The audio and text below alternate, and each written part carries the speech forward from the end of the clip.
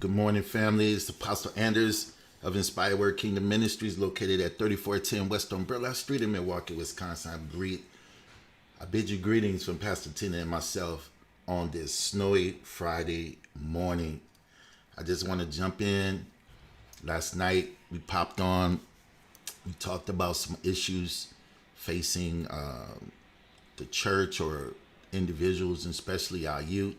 And man, I could not hardly sleep last night. I'm gonna be honest. I had to throw on the Inspired Word Sleep on YouTube to help me get into dreamland. So if you're having trouble sleeping, head over to Inspired Word Ministries on YouTube and begin to check out the Inspired Word Sleep meditation and all those things that we have to help you get into the know, to get into some good rest. Anyway, I told you guys I'm a real reader. I like to read and everything, and I like to research.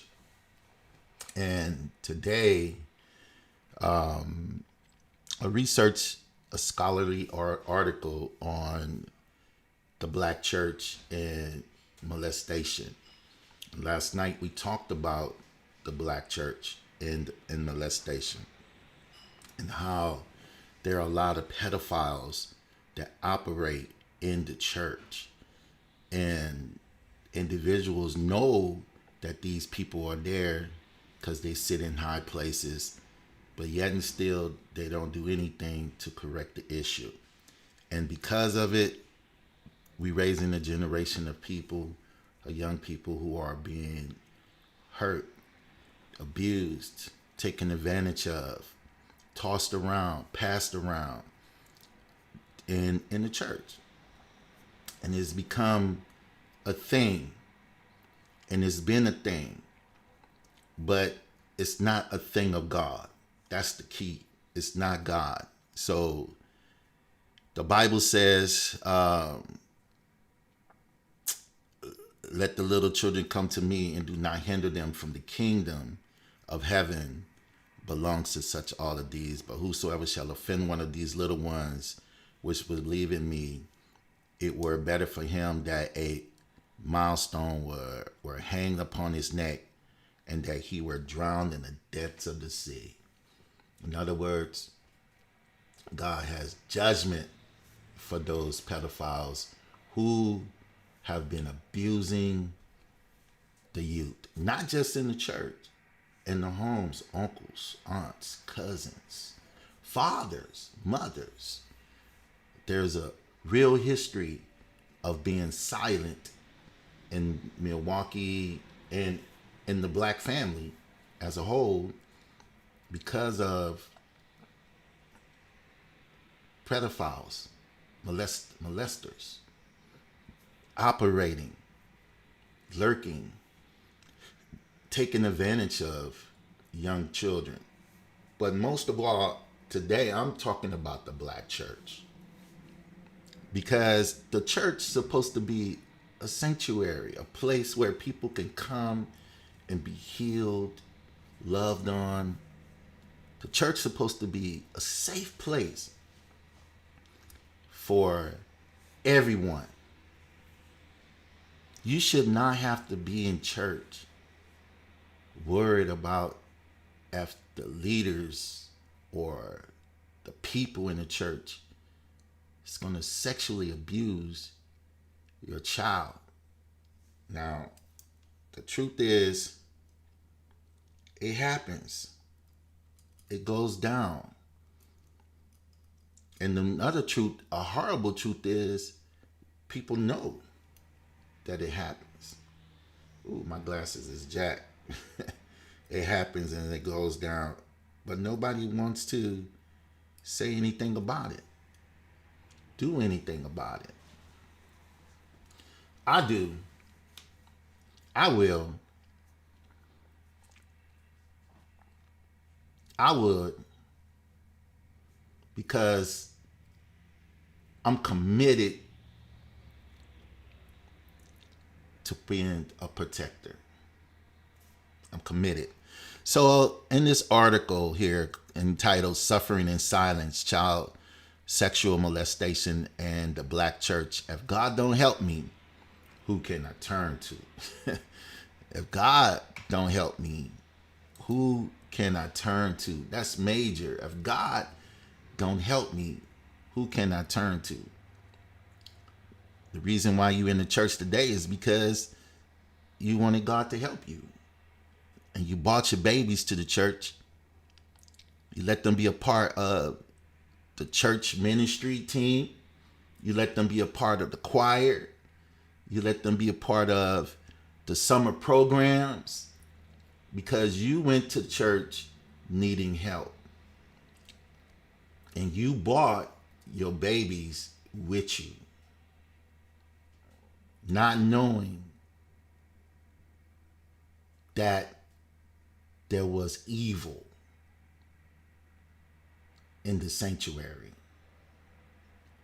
Real evil. For a man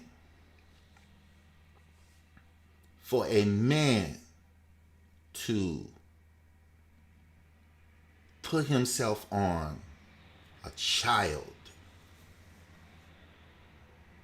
and to sexually abuse a child,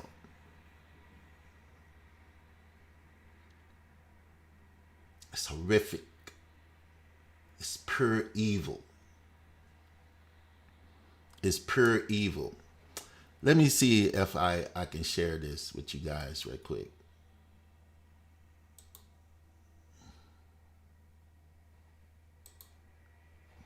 Let me take me away. And I know a lot of people are not wanting to talk about this because it brings back memories, right? It brings back memories of your suffering. Maybe you were molested. You don't want to talk about it. You really want to put it behind you, right? But you should want to alert your family, your friends, and stay alert because of the spirit that you know is there. So nearly 90,000 children are confirmed victim of child abuse and neglect, and approximately 90,000 children are victim of sexual abuse. And of these 90,000, 21.9% are African American children, according to the U.S. Department of Health and Human Services Administration for Children and Families. This figure represents a disproportionate number of African American children, considering African American comprise 12.6% of the U.S. population. Child sexual abuse is defined by Child Abuse Prevention and Treatment Act, is a type of maltreatment that refers to the involvement of the child in a sexual activity to provide sexual gratification or financial benefit to the perpetrator, including contacts for sexual purposes, molestation, statutory rape, prostitution, pornography, exposure, incest, or other sexually explicit activities. The definition of the CSA can vary from state to state, but the definitions are all based on standards set by federal law. So here we have this statistic. 65 studies. Researchers reveal 7.5% of men and 23% of women report they were a victim of CSA. Other researchers revealed 2% to 62% of women and 3% to 16% of men, depending on the population study, were sexually abused. Although alarming, these figures may not reflect the actual number of children who are sexually molested because oftentimes abuse goes unreported. That is it. It goes unreported because it's a taboo in the black community, in the African American community. It's a taboo. We don't talk about it. We just brush it under the rug. We hide it. But that child can't hide it. He or she has to live with that. There are many negative effects of CSA. Research have found that victims of CSA suffer from a multiplicity of mental health problems during childhood and oftentimes during adulthood as well. Problems common among sexual abused children include suicide and suicide ideation, post-traumatic stress disorder, depression, low self-esteem, substance use and abuse, dysthymia, borderline personality disorder, dissociative identity, eating disorder, and antisocial and self-abusive behavior. A lot of the things that we see right now in our community, in our youth, are these things. These things that we just talked about, these things that we just read, all of these things are things that we see operating in the inner city youth right now. They're not saying anything because they're embarrassed. It's a bunch of things that they went through. Ain't nobody gonna talk about it. But here we see the effect on our youth, right? We see it in our communities. Additionally, researchers have shown there is a higher prevalence of HIV/AIDS in women who were sexually abused as children. Just as important is the belief that CSA leads to risk-taking and self-destructive behaviors, and victims oftentimes have a proclivity toward higher sexual risk-taking behaviors. Clearly, CSA can be linked directly and indirectly to poor mental health and poor social functioning. As such, makes CSA arguably one of the most devastating social problems of all times. The black church, man, we need the black family, man, we need to be more protective of our babies. Like real talk. We need to be more aware. We need to have a relationship with our child that they are not afraid to share what's going on in their lives, what's happening. Because I know for a fact that many of you that are going to watch this video have been through this type of trauma. I know for a fact because it said over 90,000 a year have been through this trauma. And I know it may have affected you, or if not you, somebody you know.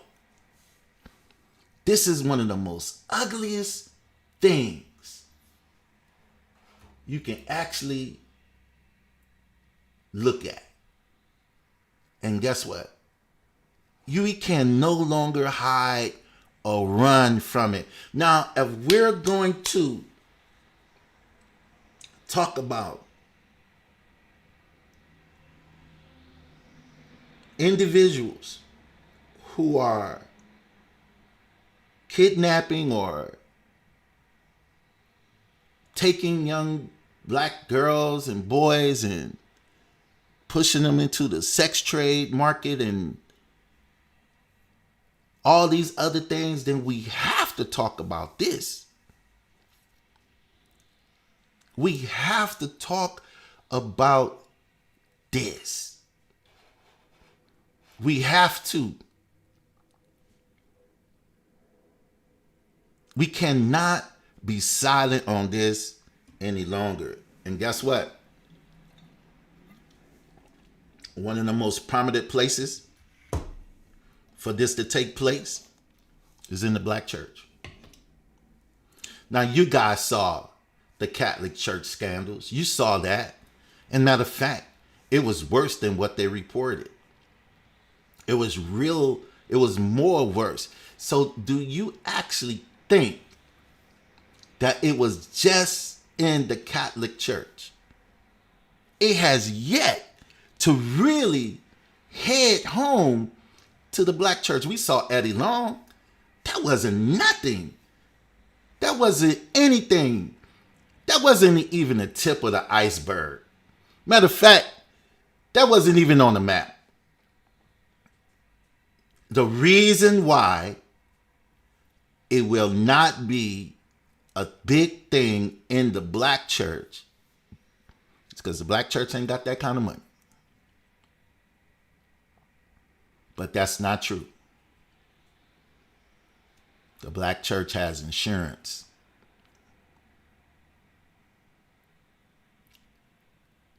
And you need to say something about this nonsense. And it ain't even about money. It's about putting predators in their place. Who would literally be molested, sexually abused by a member of a congregation and be silent? Your child, you're going to be silent. You're going to be quiet because predators do that to you. They talk about don't say this or blah, blah, blah. They put that fear in you. Then that fear become, it's my fault. And then it becomes embarrassment. And then it becomes shame. And goes on from there. And you grow up with this in you, and it becomes anger. You start acting out. You start fighting. You start getting in trouble because nobody hear your cry. Nobody really heard your story. You tried to talk about it. And even what happened to the ones that actually said something about it? They got shunned. Oh, no, not so-and-so. He would never do, or she would never do nothing like that. I don't believe you. And then you go back into your shell.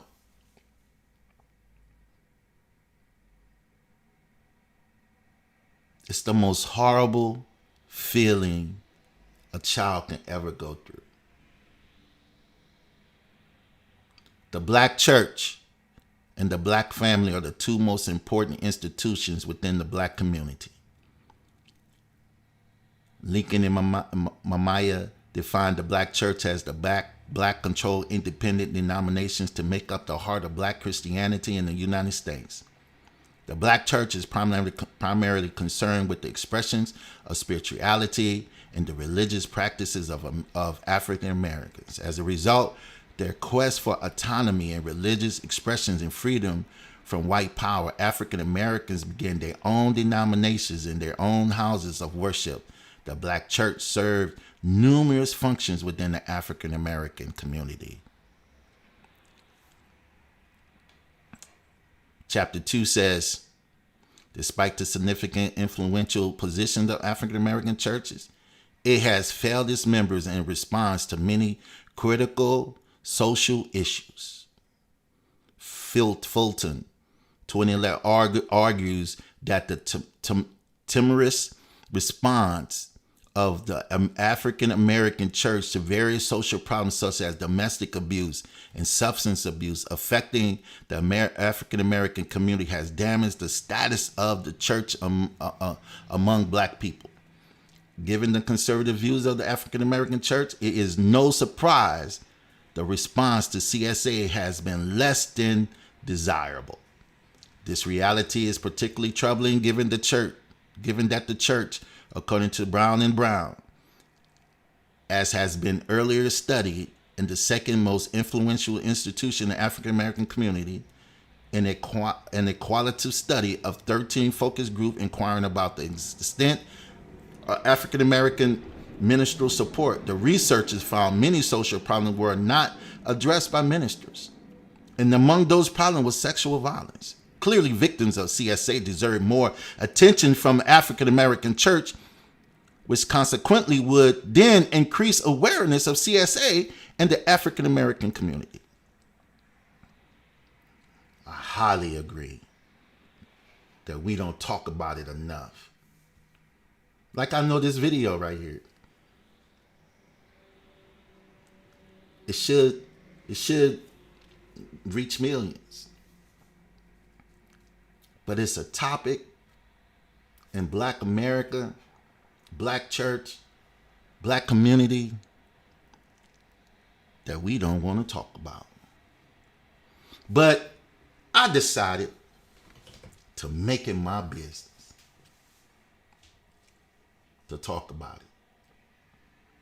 Real talk, family. I decided to make it my business to talk. If ain't no other, if we ain't gonna put it on the platform and talk about it for real, if we not gonna expose these predators that's operating for real, then man, I'm gonna talk about it. I'm gonna talk about it because I know some children who went through this noise. I know some now adults who went through this. And these stories are all similar.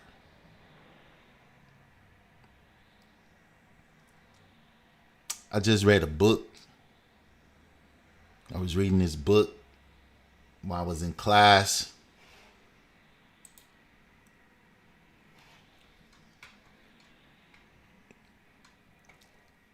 It was this book right here. And I tell you something, family. This book right here messed me up. Matter of fact, I had a privilege of meeting this man. A real privilege. Gregory Williams. I had a privilege of meeting him. And he was telling us his story. And this story is heartbreaking. I had to read this book in pieces, like a chapter here, a chapter there, a chapter here. I had this book for at least 2 years. And I'm going to be honest, I have not even finished it. I just got to the chapter where he becomes a teenager and he finally has a voice to stop what's been going on in his life. And he stands for the first time, out of his own words, emerging from darkness.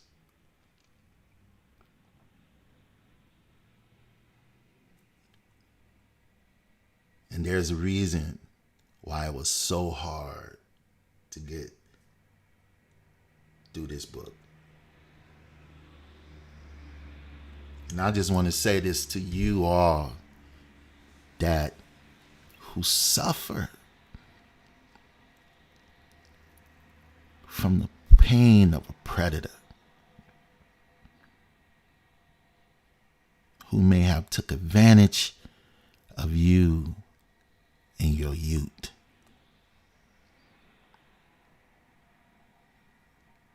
That nobody heard your story, nobody heard your cry, and even when you cried out,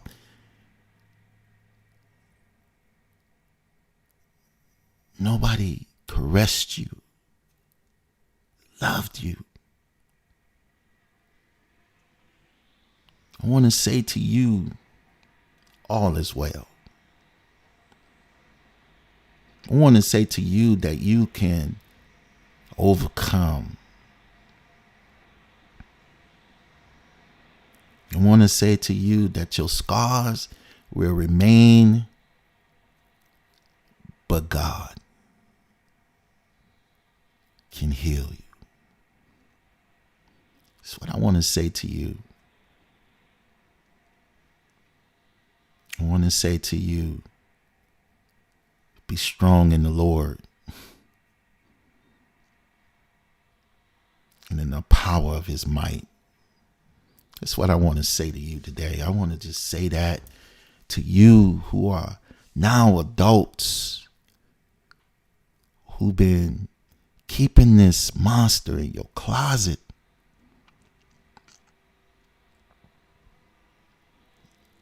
And every now and then it stick his head out to cause anxiety in your life. I want to say to you, it's okay.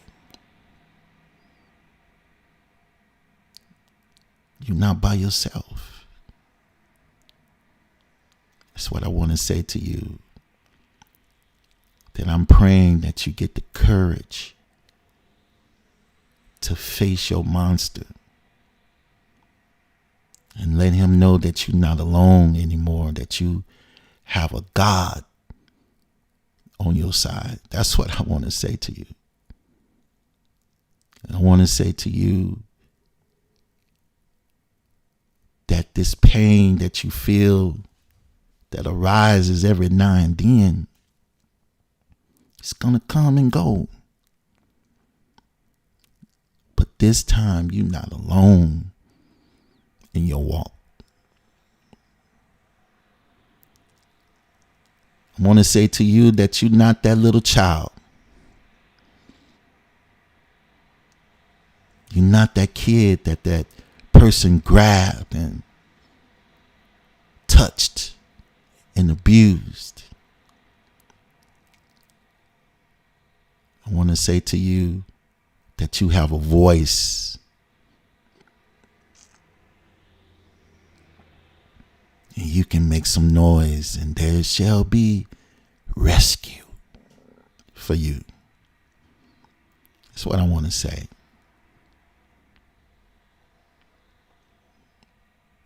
And I want to say to you babies out there that may be enduring this darkness,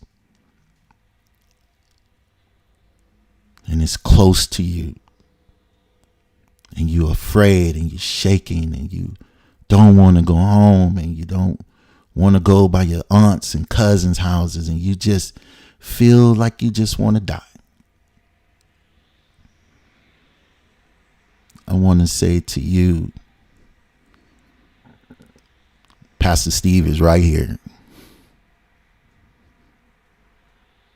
Inbox me, call me, come see me.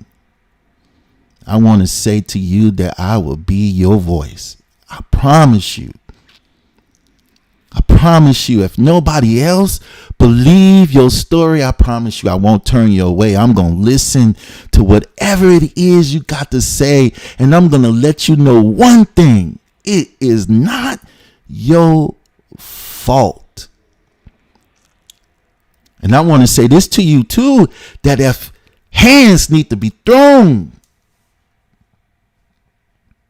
I'm ready to fight for you because I know, man, I know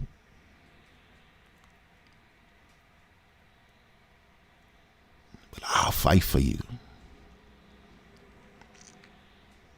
I will fight for you. I will fight for you because I know nobody gonna fight for you. Your mama may not hear you. Your father may not hear you. Your teachers may not hear you, but I promise you, Pastor Steve gonna hear you. I promise you. I promise you, Pastor Tina gonna hear you. We gonna hear you.